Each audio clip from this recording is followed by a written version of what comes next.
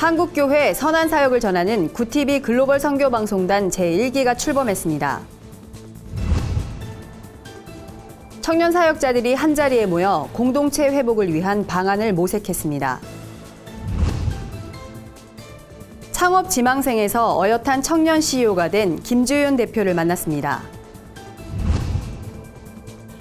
장애인과 성도들이 함께 예배하며 교제하는 특별한 축제가 열렸습니다. 구티비 선교방송 회원교회 비전 153 교회를 소개합니다. 여러분 안녕하십니까? 구티비 위클리 뉴스입니다. 한 주간의 뉴스를 종합해드립니다. 구티비가 한국교회 재부흥을 위해 추진해온 글로벌 선교방송단 제1기가 출범했습니다. 1200여 명의 교회 기자와 선교방송 PD는 앞으로 전국 교회와 세계 선교지의 좋은 소식을 발굴해 구티비와 뉴스 미션을 통해 보도하게 됩니다. 홍희연 기자입니다. 글로벌 선교방송단은 세상의 빛과 소금의 역할을 감당하는 교회들을 발굴하고 이를 세상에 널리 전하는 역할을 합니다. 3월 말까지 진행된 제1기 모집을 통해 목회자, 평신도, 선교사 등 1200여 명에 달하는 선교방송단이 꾸려졌습니다. 이제 많은 분들이 우리 한국교회와 하나님의 선한 사역을 묵묵히 감당하고 있는 아름다운 이야기를 세상에 전하게 될 것입니다. 출범 감사예배 설교를 전한 정성진 목사는 방송단 사역을 통해 세상이 아름다운 복음의 나라로 바뀌길 바란다고 전했습니다.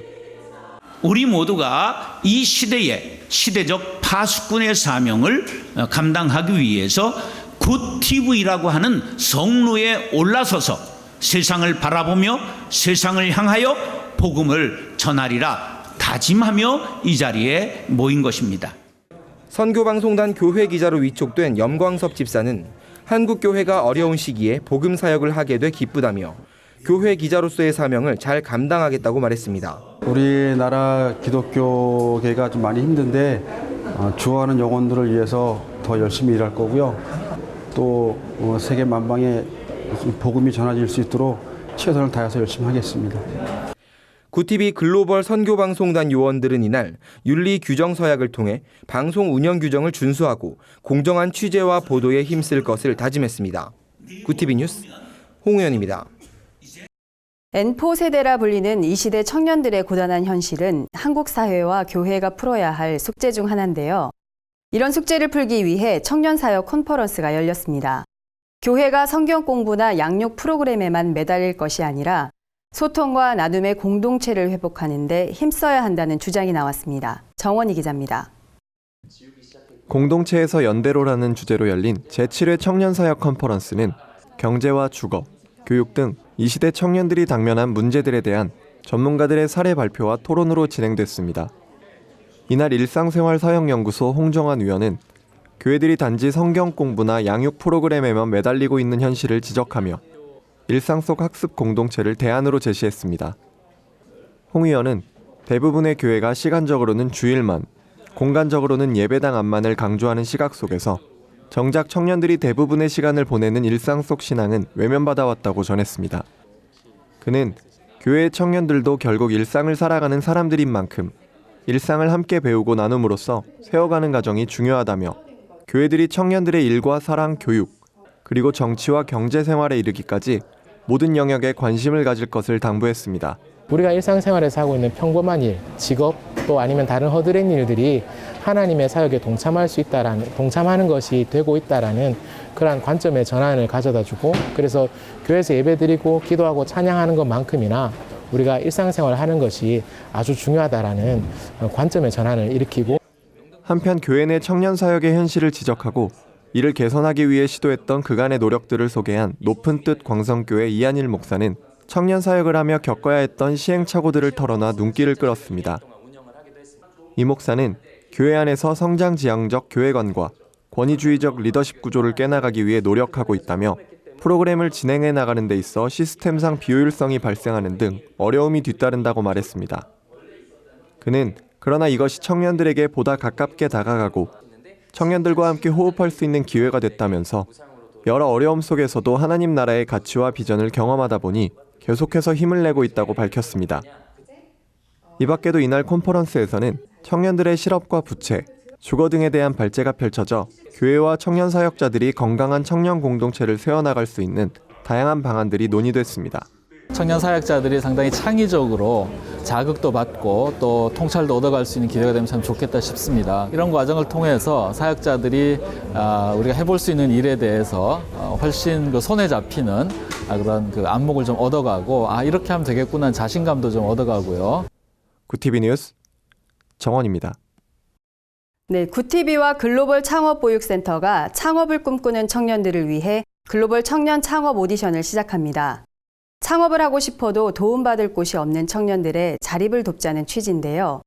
1등 상금이 1,000만 원이라고 합니다. 이번 오디션에서 크리스천 멘토로 참여하는 스마트워치닷 김주윤 대표를 만나봤습니다. 홍현 기자가 보도합니다.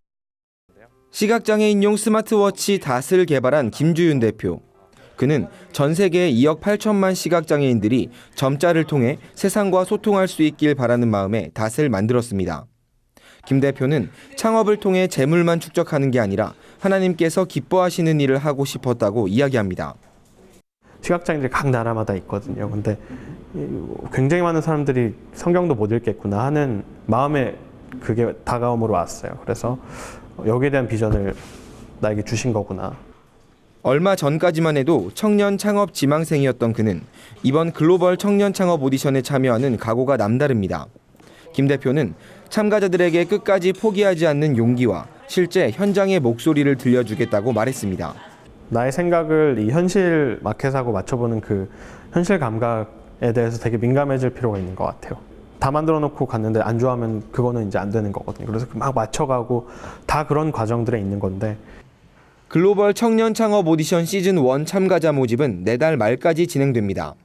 2차 예선을 거쳐 선발된 10팀은 2달간 크리스천 CEO들의 1대1 멘토링을 받습니다. 최종 우승팀에게는 상금 1,000만 원과 창업 기회가 주어집니다. 참가 신청은 구티비 홈페이지에서 할 수 있습니다. 구티비 뉴스 홍우현입니다. 장애인의 달인 4월입니다. 한국교회 성도들이 장애인을 섬기며 함께 예배하는 자리가 마련됐습니다. 참석자들은 장애인에 대한 인식을 개선하고 더불어 살아가는 사회를 위해 노력할 것을 다짐했습니다. 홍현 기자입니다. 한국교회연합이 장애인과 함께하는 연합예배를 드렸습니다. 예배에는 신망의 복지재단, 참누리 요양원 등 7개 장애인 기관에서 150여 명이 참석했습니다. 연합예배 설교를 전한 김영원 목사는 장애인은 구제의 대상이 아니라 선교의 대상이라며 장애인들에게 복음을 전하는 한국교회가 돼야 한다고 조언했습니다. 정말 하나님의 말씀을 말씀대로 믿으면 우리 장애인은 구제의 대상, 불쌍히 여기는 대상이 아니라 하나님의 말씀을 증거해서 영혼을 살리는 선교의 대상으로 인식이 바뀐다. 할렐루야. 이게 교회입니다. 한교연 조일래 대표회장은 아픔 가운데 살아가는 장애인들은 하나님을 만나야만 새 삶을 얻을 수 있다며 한국교회가 장애인들을 보듬고 위로하는 데 힘쓰고 나아가 복음을 전하는 데 집중해야 한다고 전했습니다. 주님을 만나 그 주님을 마음속에 모시고 나니까 육체의 병 그대로 있고 환경적으로 바뀐 게 하나도 없는데 기쁨, 감사, 평안, 긍지, 소망의 사람으로 완전히 사람이 바뀌어버린 줄 믿으시길 바랍니다. 예배 후 2부 순서에는 찬양, 난타 등의 공연이 이어졌습니다. 참석자들은 앞으로도 이런 행사를 통해 한국교회가 장애인들을 위로해 주길 바란다고 소감을 밝혔습니다. 구티비 뉴스 홍우현입니다. 구티비와 함께 건강한 교회 운동을 이끄는 선교방송 회원교회를 만나보는 시간입니다. 오늘은 지역사회와 재난구호 현장을 섬기겠다는 비전을 품고 커피 선교에 나선 비전 153 교회를 소개합니다. 김준수 기자입니다. 한적한 월요일 오후 비전 153 교회 카페가 분주해집니다. 커피 선교를 위한 바리스타 교육이 있기 때문입니다. 전문 바리스타의 차분한 설명에 커피에 대한 이해도 깊어집니다. 교회 개척 초기 군대 시스템을 도입해 교회를 성장시켰던 비전 153 교회 진충선 목사는 최근 커피 선교로 눈을 돌렸습니다. 지난해 10월엔 커피 선교의 뜻있는 일과 함께 국경 없는 바리스타라는 단체를 출범시키고 1기 학생들을 교육 중입니다.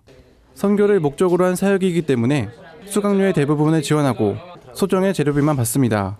진 목사는 바리스타 선교사를 배출하는 대로 군대와 재난지역 등지에서 커피 봉사를 할 예정입니다.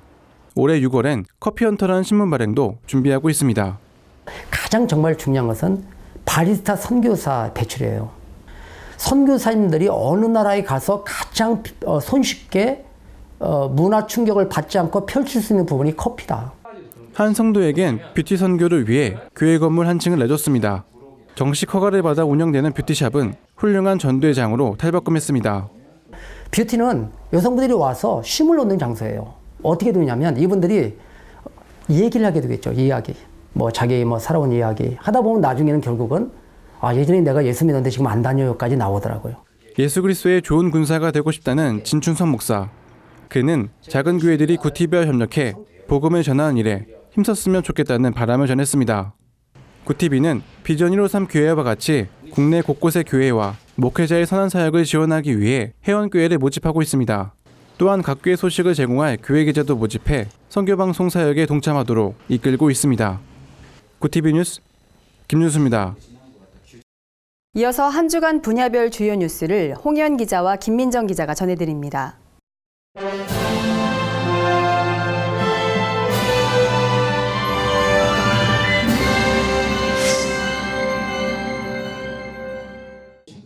동성애에 대한 찬반 논쟁에 앞서 신앙인으로서 특정 대상을 혐오하는 문제에 대한 진지한 고민이 필요하다는 주장이 제기됐습니다. 청어람 ARMC 주최로 열린 원래 강좌에서 비운 뒤 무지개재단 한채윤 이사는 기독교인들이 동성애 찬반을 놓고 논쟁하기 이전에 신앙인으로서 특정 대상을 혐오할 수 있는지부터 고민해야 한다고 강조했습니다.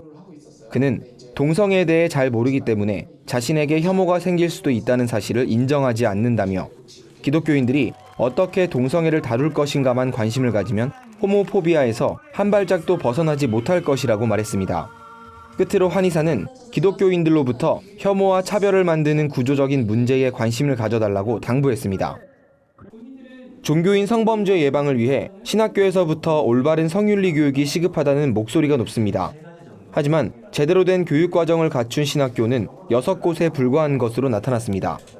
26일 교회개혁실천연대가 발표한 실태조사에 따르면 전국 17개 신학교 중 성윤리 관련 수업을 정규 강좌로 개설한 곳은 장신대, 감신대, 대구신대뿐이었습니다. 대구신대와 칼빈신대, 한영신대 등은 성 관련 피해 사례가 발생하지 않아 성윤리 상담기관 설립의 필요성을 못 느낀다고 답변했습니다.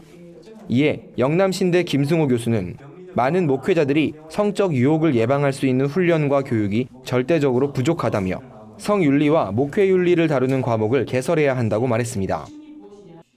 예장통합사회봉사부가 1년 전 지진으로 큰 피해를 입은 네팔에 성경을 기증합니다. 통합 외에도 한국국제구호문화협력회, 대한성서공회 성경 보내기 후원회원 등이 동참해 1240부의 성경을 기증했습니다. 성경은 네팔 성서공회를 통해 수도 카트만두 지역을 중심으로 인접 도시와 농촌 지역 무너진 교회들에 보급되며 교회 재건 이후 예배와 이재미 선교에 사용될 예정입니다. 성경은 다음 달 초 부산항을 출발해 6월 중순 네팔에 도착합니다. 한 주간 교계 소식의 홍의연입니다.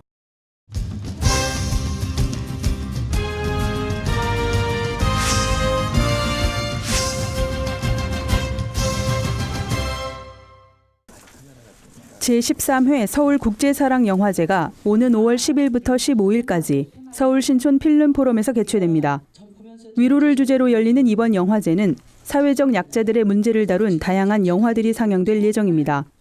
개막작으로는 베이비박스로 버려진 아이들을 돌보는 이종락 목사의 이야기를 담은 영화 드롭박스가 선정됐습니다. 영화제 홍보대사에는 드라마 응답하라 1988 덕선엄마 역으로 사랑받은 배우 이희화 씨가 위촉됐습니다. 영화제 개막식은 오는 10일 오후 7시 이화여대 삼성홀에서, 폐막식은 15일 오후 7시 필름포럼에서 열립니다. 기독교 사회적 기업 지원센터가 커피와 문화선교 페스티벌을 개최했습니다. 이번 페스티벌은 사회적 기업을 설립하고 운영한 경험이 있는 전문가들이 도우미로 나서 교회들을 위해 구체적인 컨설팅이나 지원 방법 등을 안내했습니다. 이날 행사가 열린 효성중앙교회도 2010년부터 교회 카페를 사회적 기업으로 운영해오며 지역사회 내에 성공적으로 뿌리를 내렸습니다. 이곳에서 발생하는 모든 수익금은 지역사회와 국내외 어려운 이웃들을 위한 선교와 나눔에 사용되고 있습니다. 이틀간 열린 이번 행사에서는 바리스타 경연과 커피 기부문화 페스티벌, 응답하라 추억의 일일 카페 등의 프로그램도 꾸며졌습니다. 그림 형제의 세계 명작 백설공주를 재구성해 지난해 5월 초연된 가족 뮤지컬 마법에 걸린 일곱 난쟁이가 다시 관객들을 찾아왔습니다. 이번 공연은 일곱 난쟁이가 원래는 7인의 기사였다는 설정으로 새롭게 재탄생했습니다. 백설공주와 왕자가 주인공이란 기존의 고정관념을 깬 이번 공연에선 일곱 난쟁이가 실질적인 주인공으로 등장합니다. 난쟁이들은 비록 마법에 걸린 불행한 운명 속에 살고 있지만 특유의 근면함과 적극적인 노력으로 이를 극복해 나간다는 줄거리입니다. 아름다운 백설공주 이야기를 통해 관객들에게 잔잔하고 따뜻한 사랑을 전하는 가족 뮤지컬 마법에 걸린 일곱 난쟁이는 가족 패키지로 예매하면 40% 할인된 가격으로 관람할 수 있습니다. 한 주간 문화계 소식의 김민정입니다.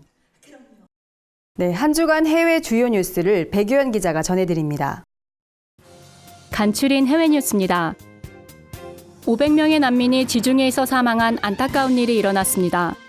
유엔 난민기구는 아프리카와 중동계 난민을 가득 실은 배가 리비아에서 이태리로 향하던 중 전복된 것으로 추정하고 있습니다. 유엔은 이번 사고가 가장 비극적인 난민 참사로 기록될 것이라고 전했습니다. 유네스코가 예루살렘 동쪽 지역에 대한 이스라엘 정부의 권한을 약화시키는 결의안을 채택해 논란이 일고 있습니다. 유네스코는 예루살렘 내 문화유산에 대해서도 유대인과의 관련성을 부인했습니다. 벤자민 네탄야후 이스라엘 국무총리는 유엔이 가장 기본적인 인류 역사를 왜곡했다고 비난했습니다. 천주교로 개종을 거부한 멕시코 크리스천들이 강제 추방을 당하는 등 탄압을 받고 있습니다. 멕시코 정부와 지역사회는 천주교 개종을 거부하고 종교적 신념을 고수해온 기독교인들을 상대로 위협을 가해온 것으로 알려졌습니다. 세계 기독교 단체들은 멕시코 정부가 기독교 박해 근절에 나서야 한다고 주장했습니다. 네덜란드에서 실물 크기로 제작된 노아의 방주 모형이 대서양 횡단에 나섭니다. 모형은 성서 기록에 근거해 제작됐으며 약 8,000km를 항해할 계획입니다. 항해 기록은 가상현실 및 증강현실을 이용해 성서 내용과 얼마나 일치하는지 분석될 예정입니다. 구티비 뉴스 백유연입니다. 이상으로 뉴스를 마칩니다. 구티비 위클리 뉴스는 인터넷 신문 뉴스 미션을 통해서도 보실 수 있습니다. 시청해주신 여러분 고맙습니다.